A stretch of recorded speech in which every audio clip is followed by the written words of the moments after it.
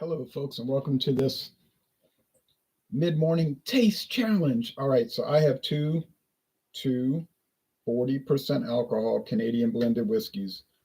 One has no age statement and one is aged 3 years. So this is Canadian Limited, introduced in 1972 by Fleischmann Distilling Company. It says bottled by Fleischmann Distilling Company, Owensboro, Kentucky. Canadian whiskey with natural flavors, limited. Now, people call it Canadian LTD. I'll see them call it that, Canadian LTD. But limited is a Canadian version of like incorporated. You know, like some company limited, meaning limited liability, like you have the LLCs in the United States these days. So there's a shield showing two crowns, the fleur de lis, a beaver chewing on a piece of wood, a piece of a tree branch, an old knight's helmet, a banner with nothing on it, and two lions wearing crowns representing the British Empire, the British Commonwealth, as they call it today. Well, Fleischmann's was a real company, and they still sell Fleischmann's gin, Fleischmann's vodka, and Fleischmann's whiskey, but we don't really get it around here, but I do see it in some stores.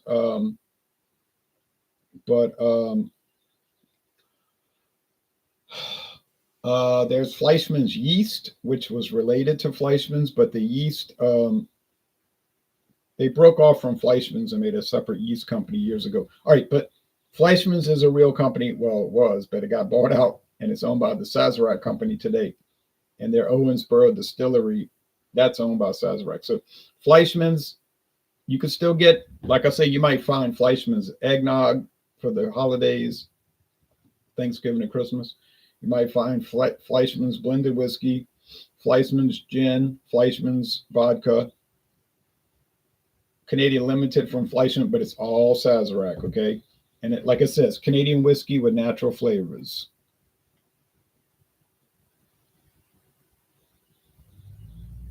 I'm going to write that right there. That's all this noise.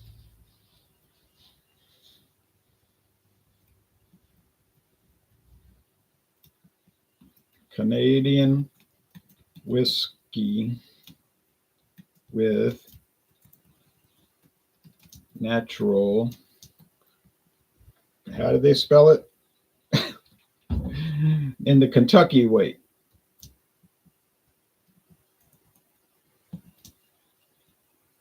Which is comical. So they, you could tell how like out of touch there. There's my camera in the background. My hair is like crazy. I got pins in it to hold it up. I'm trying to be a hipster. Put this camera out the way. I'm going to record somebody sent me a liqueur, and I'm going to do a review. So that's why that's here. All right. So thank you, Sandra, for this bottle. I know it's getting low, but it's got a long way to go. She bought this years ago because she used to sip on whiskey like with iced tea, though. No joke. She would get like iced tea or make or brew iced tea, however she would get it.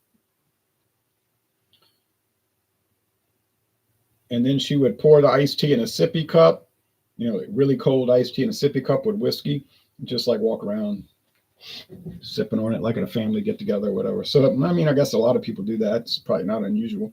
But then she stopped drinking. When my father gave up drinking 21 years ago, she slowly got out of it, and she doesn't drink any alcohol anymore. And so she had this in her closet. It was cool in the shade, you know, in the dark, never got exposed to light. And so she said, "You want this?" I said, "Of course." So she'd only drink like one serving of it. So what a gift. What a gift. Now, I remember about 7 years ago, International Market in Metairie, Louisiana, Metairie, they had offered this. They had on a display. They had offered this for $10.99 a handle, $10.99 a handle, and that thing was gone in a week. Gone. I mean, they blew through it. I mean, that kind of price, people are going to blow that out. Now, they do also sell Potter's Crown. I bought this Potter's Crown at International Market. Either I paid $13.99 or $14.99, but I'm telling you, I just cannot remember it. But let's just go with the higher price. Let's say I paid $14.99 because that's what the price is right now over there. Now, Canadian Limited, like I told you, was introduced in 1972. They used to run magazine ads for it. I don't think Potter's Crown ever had a single advertisement, but it was introduced in 1983. If it'll focus, I'll be happy. Same company, never got bought out. It was introduced by a family-owned company in 1983. The family is called Frank. Well, the family's name is Maestri, Maestri, Maestri, which I think is a Spanish name, but very common name in Louisiana too, by the way. But especially around New Orleans. But there we go. There's the crown for King Charles III, King of Canada and New Zealand and the Cook Islands and the Solomon Islands and Papua New Guinea and Jamaica, and other realms and territories around the world. A rare blend of Canadian whiskey, distilled and blended in Canada, but it's bottled in Fairfield, California by Frank-Lin. And I don't think this label changed in 41 years. My friend David said, they're trying to make it look like, what do you say? Hey, he said, hey, they're trying to make that look like Chivas Regal. I said, well, maybe, but it ain't. Nobody on earth is going to think this is Chivas Regal, but maybe they're trying to evoke that. It's what they call a budget brand. Okay, this is a kind of a budget brand. I'll try to, there's no website. There used to be a website for it, didn't say much. Sazerac changed their website, took down a lot of stuff. All it basically said how wonderful it was, of course, naturally. I'm gonna have to get up in a moment and go take something off the grill, but I'll show it. So here's Frank-Lin's website. Not a whole lot to look at, but it does have some good links. Welcome to Frank-Lin Distillers products. And there's Frank and Lynn. Mr. Frank and Mrs. Lindley, who have passed away. They bought age, like when they were in their 46, but they have passed on, and their children are getting pretty old now. But they have the premium brands, which are like, and they do contract bottling if you want to. They got the Puerto Vallarta tequila, which is 100% agave, so primo tequila. Jolly Roger rum, which I've never seen around. 8 seconds whiskey. I haven't seen it even in 9 seconds. And some other products, you see, all products. Medley Brothers, which is weird because they got Medley Brothers listed under their premium value brands. I don't know how it can be a premium brand and a value brand same time, but and then there they go listing a Canadian whiskey. You might see that Potter's Crown. There's CEO, Chief Executive Officer, age 12 years. I've never seen CEO, but you could tell that's a glass bottle and it's age 12 years. How's that a value brand? Like what? How's this a value brand age 12 years? I mean, come on, Frank-Lin. Do y'all know what y'all are selling? Okay. Oh, wait. You know what? Let's go to Total Wine and More. Let's go to Walmart and see what they say about doggone. I'm going to do the screen share again. I got to go get that food off. I got to go get that off the grill before it burns. Canadian LTD. Here we go. Oh, yeah, they got it in stock, but only 7 bottles left. Of course, they'll bring in 24 more tomorrow, but oh, look at the price here. All right, so here we go. I'm going to do another screen share. Look at this price here.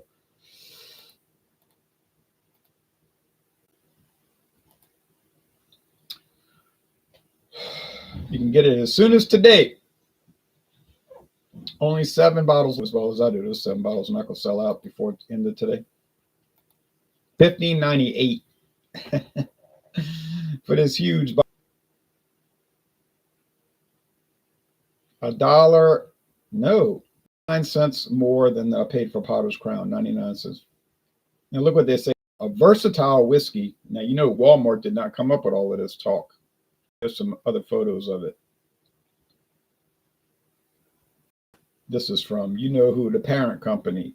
They send, or they just gives them a sell, what they call a sell sheet, and they just put it on their website. A versatile whiskey that can be a great addition to a variety of cocktails or simply drink neat. And that's what I'm going to do. I'm going to drink it neat. One of the most valued Canadian whiskey brands in America since 1972. That's accurate, 1972. It is a value brand.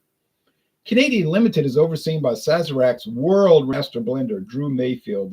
Mayville. That's true. He is the master blender at in Quebec, Montreal. Okay, so okay, I can live with that. They're not trying to hide behind some alias name. They're saying Sazerac right on, telling you who's making it. There's Caliber. Well, God, gee, you can get Caliber for $2 less, made by the same people, and you can get Richer, which is the same exact price. And they only have 7 bottles of that left, 7 bottles, and they give you a big luxurious description of it. I'm out of my all gone. I'm sorry to say, I can't bring it in because I don't have any more. All right, I'm not buying anymore. I got to go on to other Canadian whiskeys. I can't just get hung up on certain brands, but that's a brand that's been around since 1961. I'm pretty sure that's old with me. Max Walt says, hello, Ron. Hello to you, Max Walt, in the Russian Federation. All right, so I've got my glasses. Put the proper glass, and let me go get the food because I don't want it to burn and get too dry. So I'll be right back. Right back.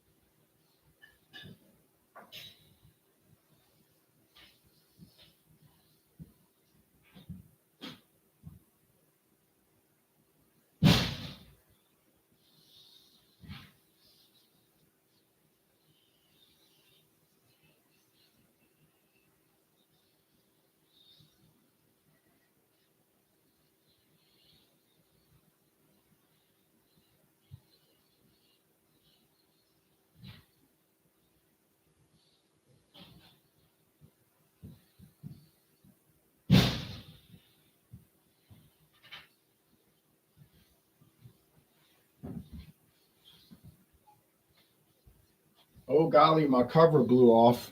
My foil cover blew off the pit. That might be a good thing. It kept it from getting too dry. So there's what I was cooking.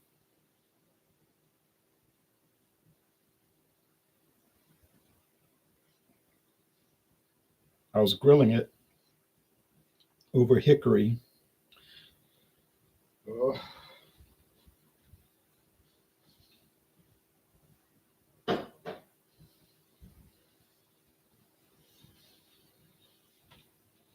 I don't know if y'all like barbecue or not, but I certainly like. Wow, that looks good, says Tab. I know. Can't wait to. It's going to be so tender. Oh, woo! Party time. But I just always doing it. I got that little grill that sits on the ground. Got 2 handles on either side. I don't know what it's called. It sits low. It's cast iron. It's heavy as heck. Takes no effort, really. Just splash it has good airflow, so you splash the lighter fluid on the coals, let it set for a few minutes. Take one match, and 15 or 20 minutes, it'll percolate. Put the steaks on, cover it with the foil, turn it over. Oh, it's ready to go. Ready to go. And I put some garlic salt and black pepper on it, of course, and some barbecue sauce.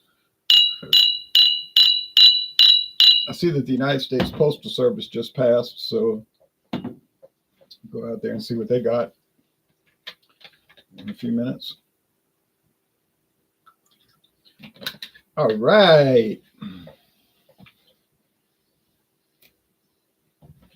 So they're both gold.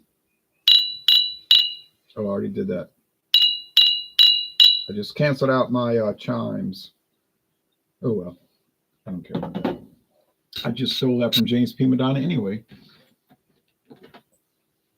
Yeah. Get this lamp adjusted. So neither one of these talk about caramel coloring being added, so I assume that they're not colored because they look pretty gold. You know, they don't look too dark or anything. They look like they could be that color. Yes, I think that looks like regular old whiskey without coloring. You get some of these Scotch whiskeys, they look brown. They look so brown, like they've been added, color's been added. But this one does claim to add flavoring, which is a Sazerac practice. Sazerac will tell you if they add flavoring.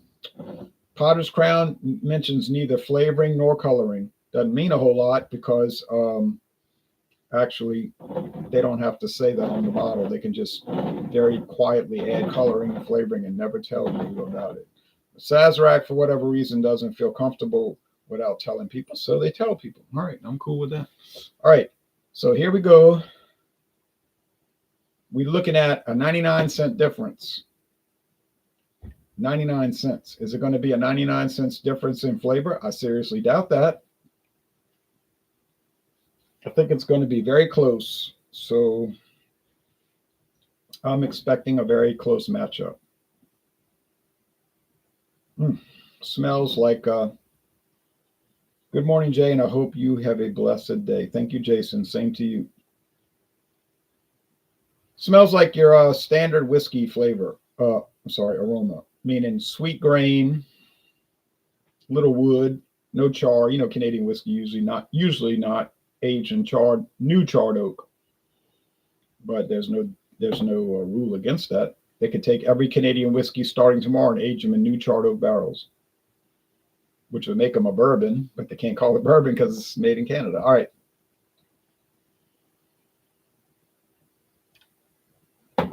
Would these two be very similar to bourbon and how they're built? Yes. Probably more like identical to bourbon. Mostly corn, which is a common grain in the United States and Canada, and expensive relative to the others.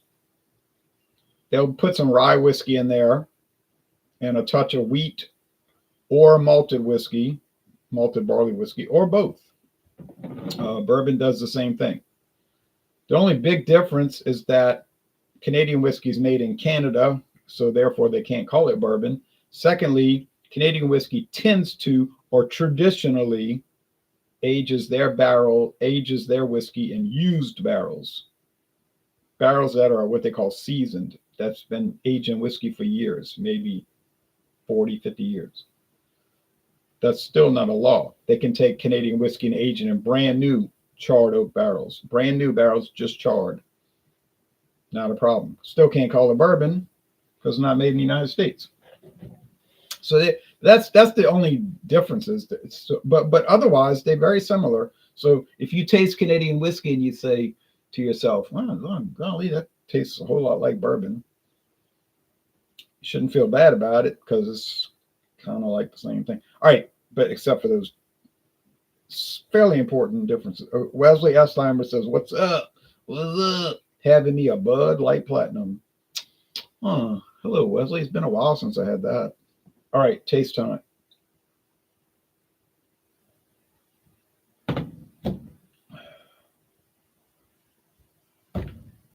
Standard grain. Little bitey on the end, like toothpicks, like getting bit, like stuck with toothpicks. And I'm thinking that's the Potter. I'm thinking that's the Potter's Crown because I can remember that it was a little bitey on the toothpick wood. But on the other side, there's no sweet, like almond notes or cashews or some kind of nuts that they added, like nut extract, to give it a flavoring. No, it doesn't taste like that. It just tastes like regular old whiskey. But maybe, it's a little on the rough side as you think about it. If you think about it, and I think about it.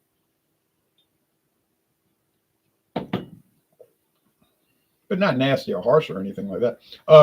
Now, this one tastes like the limited, which in my recollection is very nutty. Is it pecans, almonds, walnuts, cashews? What kind of nuts? This part I'm not sure about. And secondly, I'm not really sure if it's even nuts that's making it taste that way. You see, it could be like a sherry, because if you go to the store and you get a cream sherry, like say Taylor cream sherry, very common from New York State, Taylor cream sherry, or Fairbanks cream sherry from California, those have a very strong nutty flavor, but they don't add nuts to it. It's just wine fortified with liquor, usually unaged grain brandy. I mean, unaged grape brandy, because they don't need to age it. They're just jacking the alcohol up with it. In other words, fortifying it.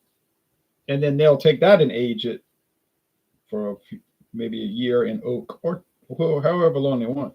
So it does end up being aged, the liquor to add into it, the raw liquor. But that'll have a nut flavor, like you say, well, it tastes like nuts. So if they're taking sherry, and I don't know if they make sherry in Canada, I would assume they do. Canada, people like ignore it, like, oh, they got no wine culture. I'm pretty sure they have a wine culture. You just may not know about it. And they probably make sherry. They probably make port wine. They probably make marsala and all that stuff. And but you add that to Canadian whiskey, it's going to give it a little tweaked out flavor.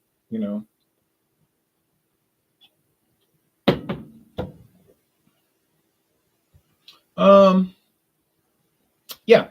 So which of these would taste more like an American bourbon? It would be the Potter's Crown, because you got that oak coming through pretty strong, even like lemon peel. I'm sorry, orange peel, orange peel, orange peel. Isn't that crazy?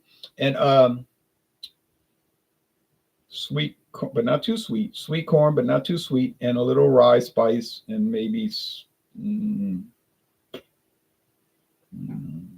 I don't know about malt whiskey, single malt whiskey as they call it in Scotland. I'm not too sure about that. I'm not really picking up breadiness. It's nice though.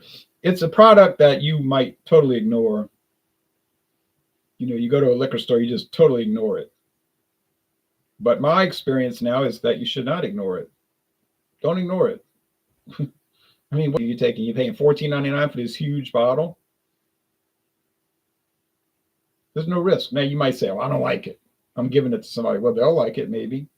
Claude Diamond tried, Claude tried Kessler's, but I don't think he gave it enough of a chance. And then he didn't like it. He gave it to the UPS man. And the UPS man said, don't worry, I will not waste it. Hopefully he didn't drink it on his work day. But so I'm thinking it's a zero risk factor. You're getting a huge bottle. I know it's plastic. $14.99. Nah. No risk. Pretty nice stuff. I'm saying it's the Potters. This got to be. It is. So I'm starting to get like I said in the last video, I'm starting to get a taste for it. It's got that orange peel, that corn, that whiskey barrel, just like oak, but no char. Who knows? The barrels could be from 1983. And it's pleasant. I like it. I really do like it. It's amazing. You say, nah, you're crazy. You just stop doing videos. What's wrong with you? Go back to your steak. I'm not crazy. I think you can get good products for such a low price. It's not going to always happen, of course. You're going to get some dogs, but here's an example of you could pay $14.99, get this huge bottle, and it's a very well done product. Now, who makes it? We'll never know. They're not going to tell you. But you start looking up on the internet, what are the big mass production distilleries in Canada? I'm going to tell you right now, there are not that many. You could almost say, well, it's either Black Velvet Distillery or Shinley or Crown Royal, or Montreal, the Sazerac Canada distillery. That's 4, and there ain't too many more. So they obviously got a contract with one of these big companies, and they're going to keep it, like quiet. Who makes it? And it's all on the up and up. It's on the up and up because they're not trying to deceive you. It's Canadian whiskey. It follows all the guidelines. They bottle it in California. It tells you right there on the bottle. It's not tricking you. And okay, you say, well, what if it comes from Crown Royal Distillery, the Diageo plant in Manitoba? Well, so what? They got extra production capacity. They do contract distilling, I'm pretty sure, for other people. I know a lot of companies do. So look at Anheuser-Busch. They do that all day, every day. Well, not all day, but every day. You can get a lot of beers that say produced by Anheuser-Busch under supervision of, like Landshark, Margaritaville, or Kirin Brewing of Japan. So it's very common, and it's for any product. I got those Vienna sausages. They're made by, almost all of them are made by Armour.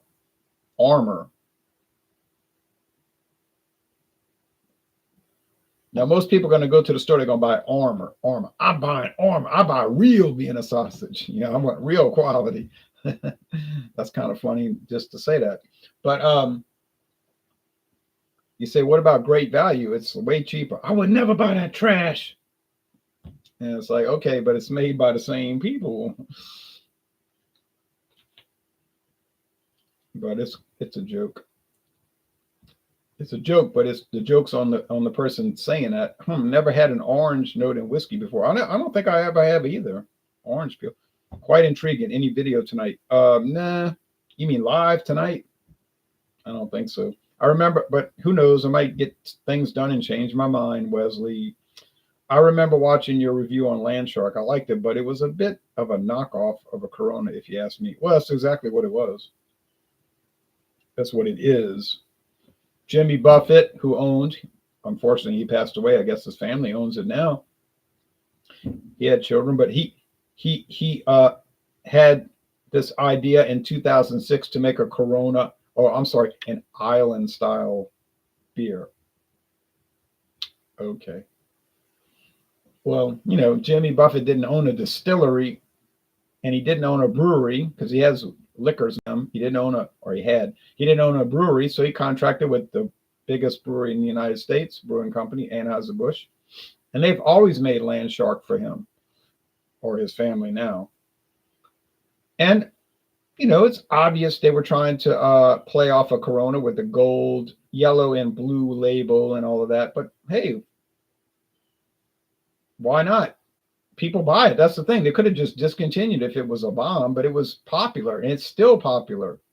People still buy that stuff. Clear bottles. Occasionally you'll see cans, not too much anymore. Draft, yes, but not too much. But is it better than Corona? No. Is it worse than Corona? No, I don't believe so. Is it about the same? Yeah, kind of about the same.